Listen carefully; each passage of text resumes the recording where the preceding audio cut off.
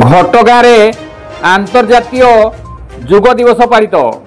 केन्दुझर जिला घटगाँ mini stadium ठारे आंतर्जातीय जुग दिवस आयोजित होईछि। एथिरे घटगाँ ब्लॉक सांसद प्रतिनिधि अक्षय कुमार पात्र, घटगाँ मंडल बीजेपी सभापति रवि नारायण देहुरी, घटगाँ बीडीओ खगेश्वर बराड़, एबीडीओ चित्तरंजन नायक, मदन मोहन राउत, ओएलएम पूर्णचंद्र बेहेरा, जीपीओ सेठी बाबू एवं मिशन शक्तिर महिला माने यही जुग शिविर में जोग दे जुगर अभ्यास करने सहित जुगर महत्व संपर्क में लोक बुझाई।